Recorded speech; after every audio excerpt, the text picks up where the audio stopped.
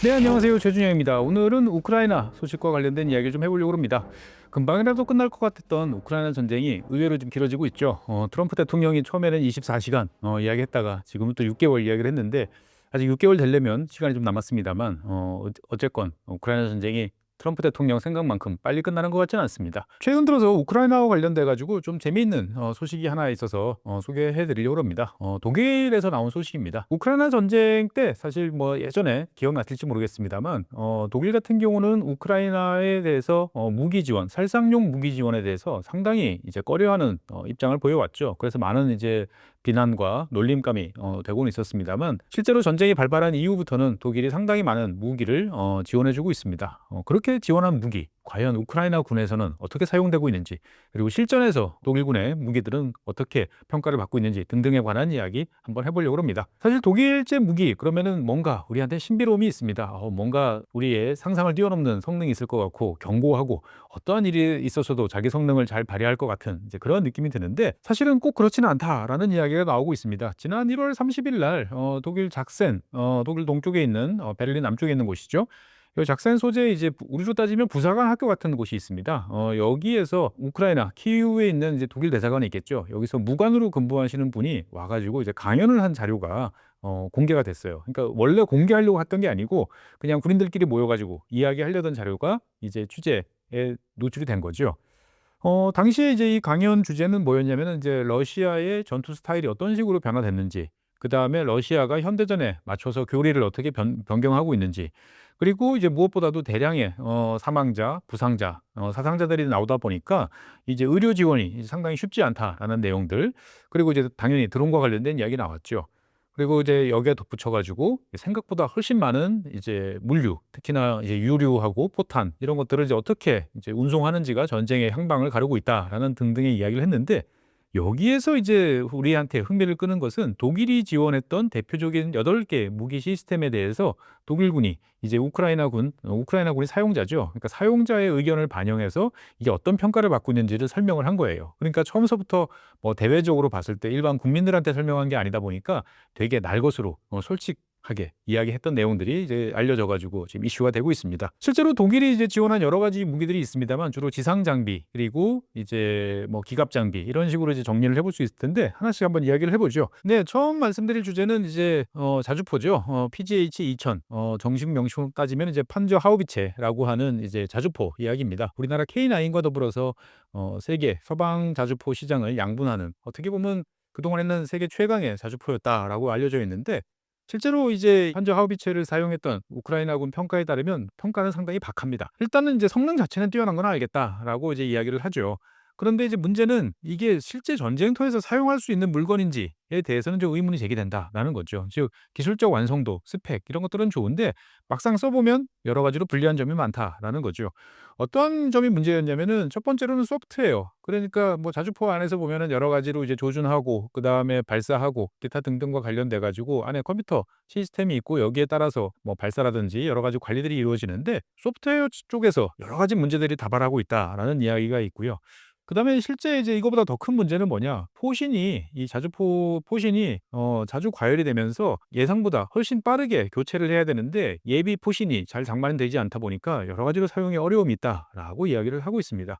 그리고 이제 포신과 더불어서 기타 등등 여러 가지 부품, 부속 이런 것들이 제대로 수급이 되지 않아 가지고 수리가 지연되다 보니까 가동률이 낮다라는 이야기가 계속 이어지고 있습니다. 사실 이 판저하우비체 같은 경우에 보면 세계 최강의 자주포라고 이야기 듣는 이유가 그동안에는 이제 분당 급속 사격 시, 버스트 사격 시에는 분당 최대 10 발까지 가능했습니다. 물론 이제 실제로 나중에 알려진 바에 따르면 그 장약이 상당히 이제 약한 장약을 사용했기 때문에 가능하다라고는 하지만 어떻든 간에 10발 급속 사격이 가능하고요. 최대 사정거리 50km 가까이 되기 때문에 강력한 타격력을 가지고 있는 것으로 알고 있는데 이게 이제 처음에 개발할 때는 하루에 100발 정도 까지 사용한다라는 것은 별로 생각을 해본 적이 없었다고 그래요.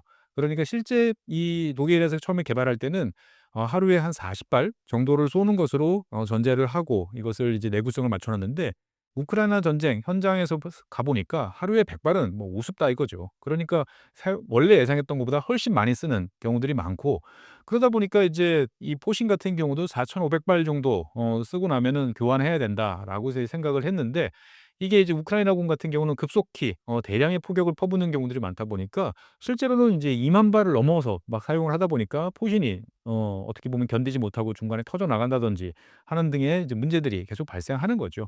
어떻게 보면은 '우크라이나군이 이제 과하게 많이 사용한다.'라고 볼 수도 있지만, 다른 한편으로 보면 실제 전장에서는 이 정도의 그 급속하게 사격하는 것을 견딜 수 있도록 만들었어야 되는데 그렇지 못하고, 만약에 이제 처음서부터 그렇게 만들지 못했다 그러면 차라리 예비 부속이라도 충분하게 갔어야 되는데 그러지 못한다라는 이야기들이 나오고 있는 거죠. 그리고 다른 한편으로 보면 더 큰 문제는 뭐냐면, 이게 이제 155mm 포탄이란 말이죠. 근데 이제 나토 규격이 있어요. 그러니까 이게 꼭 독일제가 아니더라도 이를테면 뭐 프랑스제라든지 스페인제라든지 다른 나라에서도 이제 나토 표기 표준에 맞춰서 포탄을 제작을 합니다. 그러면 이론적으로 보면 뭐 어느 나라 포탄이든 나토 규격을 준수했다 그러면 집어넣고 쏘면 나가야 되는데, 독일제를 제외한 다른 나라의 나토 표준 탄을 써도 이게 자꾸 탄이 걸리는 일이, 자동 장전 장치에서 걸려 가지고 제대로 발사가 안 되는 일이 계속 벌어진다라는 문제들이 있는 거죠. 그러다 보니까 이제 이 제일 중요한 것은, 전쟁에서 중요한 것은 한 대의 장비가 얼마나 많이 실제로 전쟁터에서 활용되느냐, 즉 가동률이 중요한데, PGH 2000 같은 경우에 보면 실제로 가동률이 50%가 안 되는 경우도 비일비재하다고 그럽니다. 그러니까 뭐 프랑스라든지 다른 나라에서 준 자주포 같은 경우는 70%, 80%씩 이제 가동률이 올라가는 경우가 있는데 비해서 독일제 PGH 같은 경우는 지금 현재까지 대부분 30%에서 50% 미만에 머무르다 보니까 의외로 이제 도움이 되지 않는다라는 이야기가 나옵니다. 물론 이제 단점만 있는 것은 아니고요. 장점도 있습니다.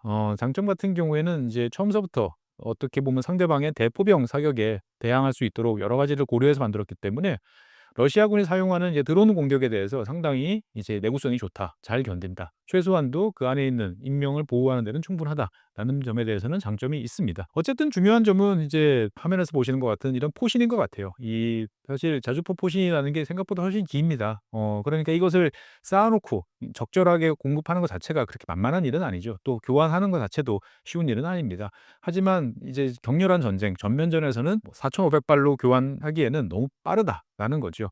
그러니까 어떻게 보면은 이런 것들을 예비 부속을 충분히 갖다 놓든지, 아니면 더 내구성이 좋은 포신으로 교체하든지 하는 등등의 작업이 필요하지 않는가라는 이야기들이 나옵니다. 두 번째로는 이제 전차와 관련된 이야기입니다. 사실 처음에 전차를 보낼 때 이 레오파드 2 전차, 독일군이 사용하고 있는 제3세대 최첨단 전차를 보내는 거에 대해서는 상당히 좀 부담도 많고 수량도 많지 않았어요. 그러다 보니까 창고에 잘 모셔져 있는, 어떻게 보면 연식이 좀 되신 분들은 옛날에 어릴 때 프라모델로 많이 만들어 봤을 법한 이 레오파드 1 전차, 구식 전차죠. 2세대 전차들을 이제 보내는 작업들을 해 봤습니다. 그래서 지금 화면에 보시는 레오파드 1 A5 전차들을 이제 많이 보내 줬어요. 사실 독일뿐만 아니고 인접했던 다른 나라의 창고에 있는 치장 물자로 되어 있는 것들을 탈탈 털어 가지고 정비해서 보내준 경우들이 많습니다. 잘 아시는 것처럼 이제 이 105mm 강선포죠. 라이플포를 이제 장착한 이 전차 같은 경우에는 장갑이 얇습니다. 2차 세계대전 이후에 이제 개발된 그 전차이기 때문에 당시로서는 성형 자각탄에 대해서 뭐 장갑을 끼워 봐야 이걸 저항할 수가 없다라는 것이 당시의 이제 일반적인 평가였죠. 그러다 보니까 특히 독일군 같은 경우에 보면 과거에 소련과 싸웠을 때 그런 교훈을 살려 가지고 기동성으로 차라리 피하는 게 낫지 맞아도 견디겠다라는 것은 무리한 요구다라고 생각을 해서 장갑을 상당히 얇게 만들었습니다. 대신 이제 기동성이 좋고 그다음에 이제 사격에 대해서 정밀도는 높다 보니까 잘 방어한 은폐된 곳에서 사용하기는 괜찮지 않을까 싶어서 이제 보냈습니다. 우크라이나군이 이제 이 레오파드 1 전차를 사용한 평가는 그렇습니다. 일단 신뢰성 자체는 좋다. 그러니까 일단 엔진 시동 잘 걸리고 그다음에 밟으면 나가고 그다음에 가볍기 때문에 진창에서 빠지지 않고 잘 다니는 건 좋다. 그리고 포도 뭐 쓸만하다. 좋긴 한데 문제는 이제 장갑이 생각보다도 너무 취약하다. 그러니까 도저히 뭐 상대방의 어떤 대기갑 장비와 맞설 수는 없다. 그러니까 잘 은폐되고 엄폐된 곳에서 화력 지원용으로만 사용해야지 이것을 전선에 최전선으로 끌고 나가는 것은 자살행위다라는 평가가 있었습니다. 뭐 이건 뭐 당연하다. 뭐 그럴 수도 있겠죠. 그런 문제가 있기 때문에 새로운 전차를 개발을 했던 거죠. 그러면 이제 독일군의 독일 육군의 이제 최신의 전차라고 할 수 있는 주력 전차라고 할 수 있는 레오파드 2 A6 전차는 어떤가? 보통 이제 레오파드 2 전차의 특징은 이 장갑이 직각으로 돼 있는 모습들을 많이 보셨을 거예요. 그런데 이제 이 A6 같은 경우는 앞쪽에 보시는 것처럼 쐐기형으로 지금 돼 있습니다. 그래서 방어력을 더 강하게 이제 갖췄다라고 이제 보통 이야기가 되는데, 이 우크라이나군이 레오파드 2 A6 전차를 사용해 본 경험은 별로 좋지 않습니다. 그러니까 일단 사용하기에는 너무 무겁다. 그리고 유지 관리가 복잡하고 수리가 쉽지 않다. 그러니까 이게 어디 잘 갖춰진 곳에서 사용하기는 괜찮지만 뭐 엄청난 포탄이 떨어지고 그다음에 상호가 막 복잡하게 교전이 이루어지는 곳에서 '이거 과연 잘 사용할 수 있을까?'라는 생각이 계속 든다는 거죠. 실제로 사용해 보니까 "너무 불편하다."라는 이야기죠. 그리고 무엇보다도 이런 이제 기갑 장비들 같은 경우에는 중간중간에 여러 가지 이유로 고장 날 경우들이 많습니다. 그런데 이제 이 고장이 났을 경우에 드론들 때문에 이것을 제대로 다른 곳으로 옮겨 가지고 수리하기가 상당히 쉽지 않다라는 이야기가 나옵니다. 그러니까 좀 가볍다 그러면은 이것을 얼마든지 쉽게 옮겨 가지고 뭔가를 해볼 수 있을 텐데 이 레오파드 2 A6 같은 경우는 이 장갑이 두껍고 그러다 보니까 전체 그 하중이 무게가 엄청 나갑니다. 거의 한 70 톤급 가까이 되다 보니까 이것을 전쟁터에서 현장에서 전선에서 견인해서 안전한 곳으로 옮겨 가지고 뭔가를 정비하고 수리한다는 것이 만만치 않다. 실제로는 거의 불가능하다라는 이야기를 하고 있습니다.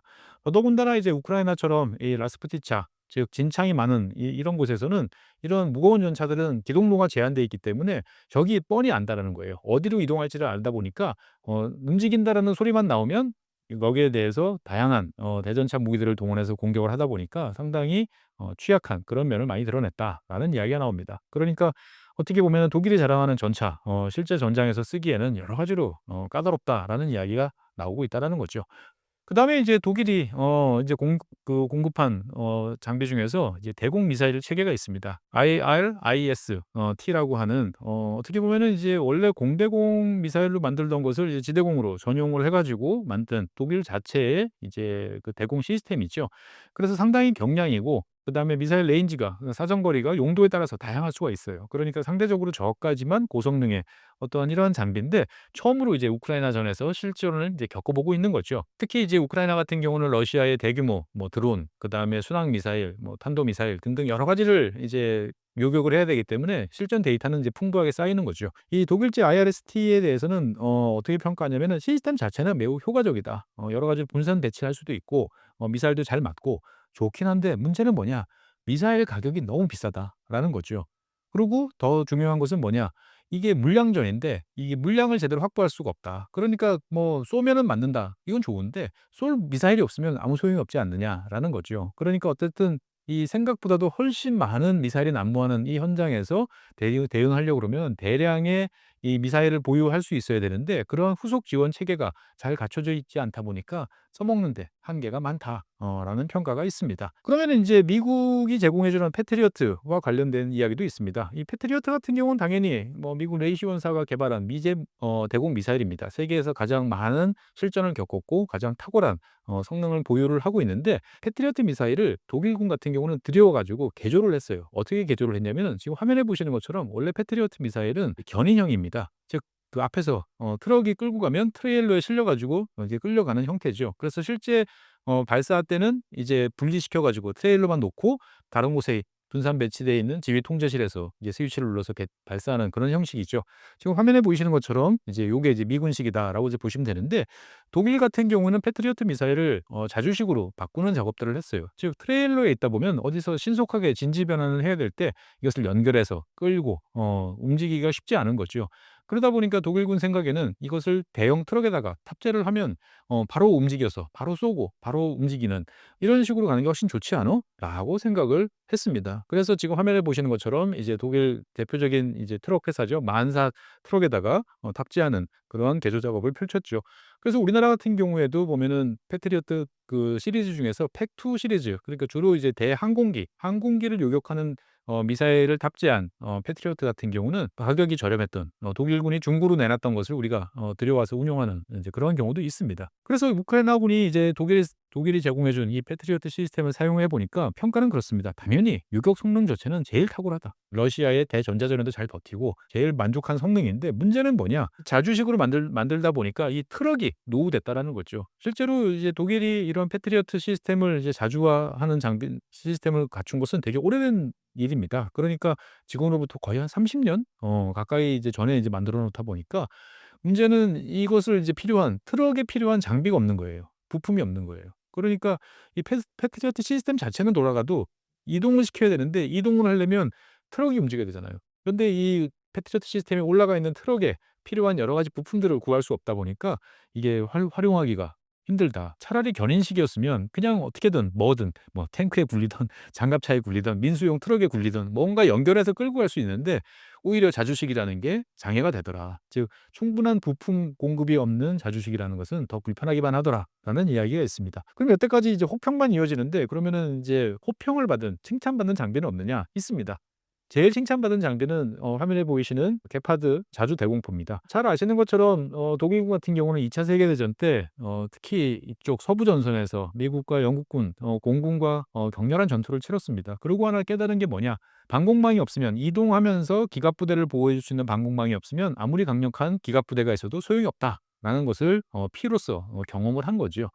그래서 이제 전 세계에서 가장 최초로 이 자주 대공포를 소련과 더불어서 이제 개발을 했습니다.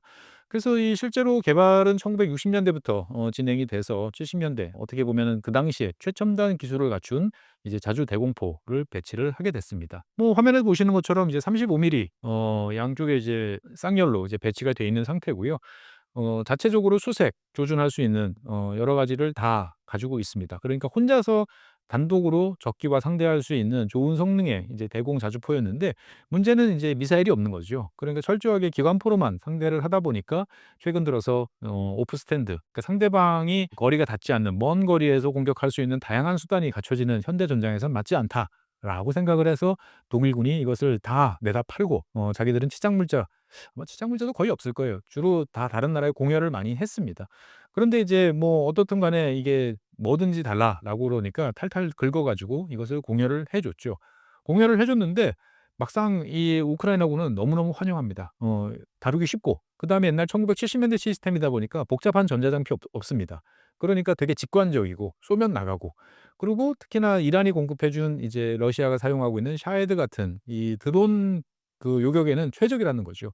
그러니까 한 두세 발 정도 점사로 끊어서 사격해도 충분히 교전이 가능하다. 그러니까 이 게파드 자주대공포 한 대가 여러 대의 이제 샤헤드를 격추하는 게 뭐 비일비재하게 발생한다라는 거죠. 그러니까 단순하고 고장나지 않고 고치기 쉽고 믿음직하고 최고의 평가를 받고 있습니다. 어떻게 보면 좀 아이러니하죠. 구닥다리라고 해서 창고에서 집어넣은 장비가 제일 좋은 장비라는 이야기입니다.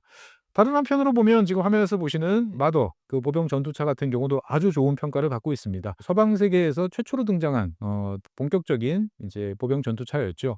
수천 대가 뭐야? 한 10,000대 이상 어마어마한 양이 생산이 돼 가지고 서방 유럽에서 서유럽에서는 표준적으로 사용되던 보병 전투차였는데 이것도 이제 성능이 이제 지금은 노후가 됐다라고 그래서 대부분 다 창고에 집어넣고 있던 것을 꺼내서 갖다 줬죠. 우크라이나군은 이 마더 보병 전투차에 대해서 단순하고 전반적으로 성능이 우수하다.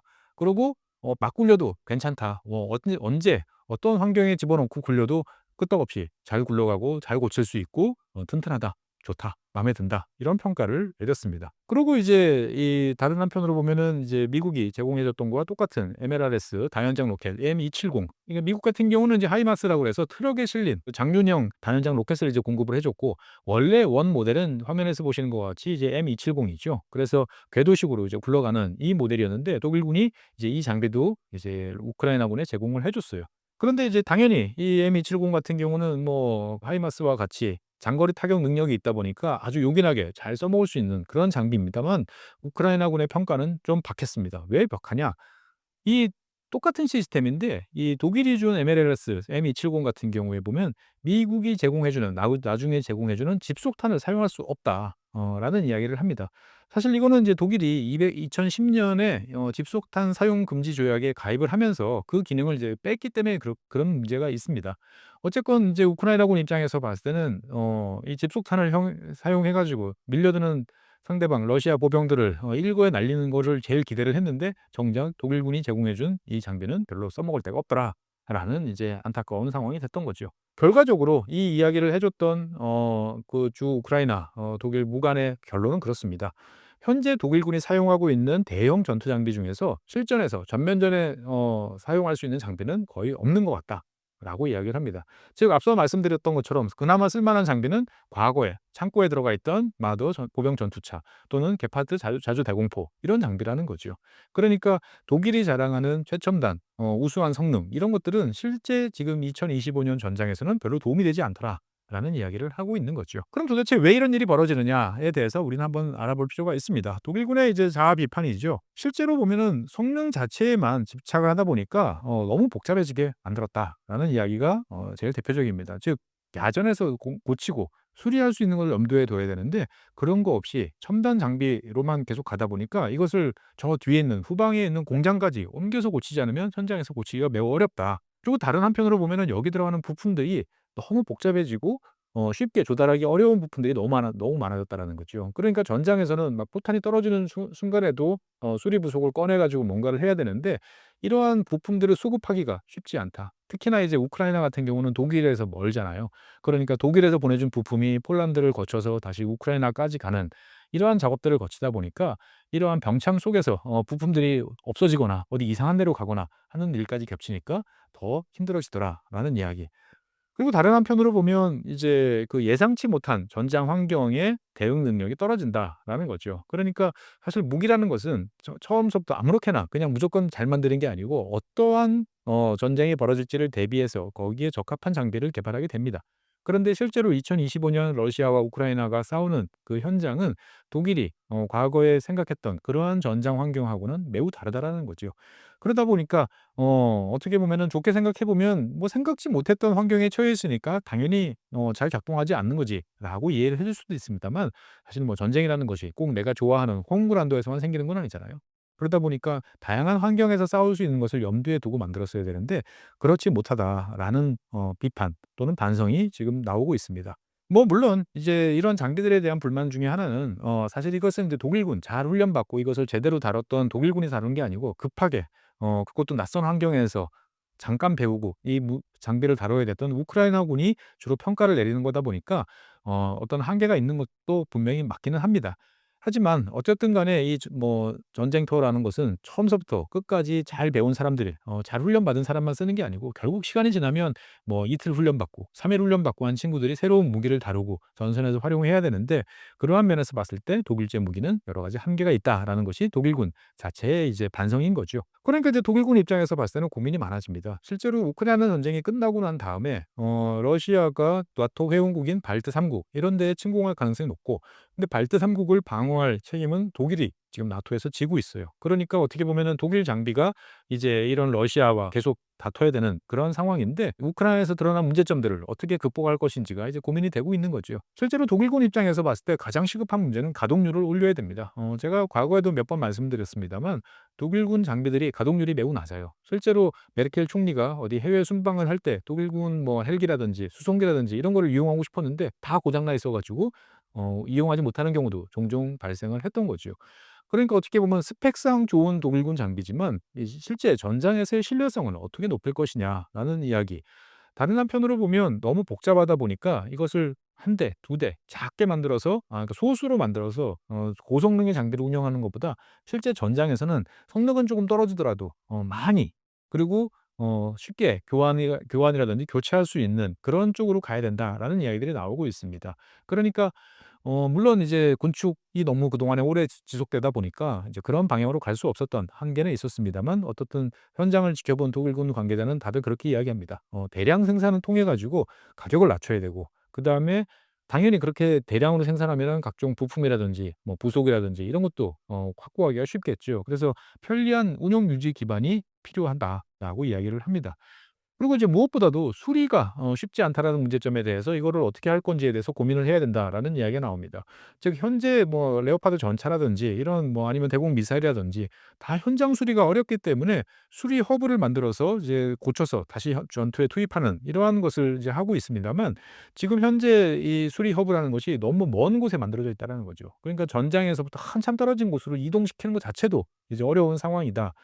그러니까 이제 결국은 현장에서 이것을 보수할 수 있고 그다음에 즉각적으로 필요하면 업데이트, 업그레이드할 수 있는 능력을 갖추도록 장비를 보완해야 된다. 그리고 거기에 걸맞는 유지 보수 능력을 갖춰야 된다라고 이야기를 하고 있습니다.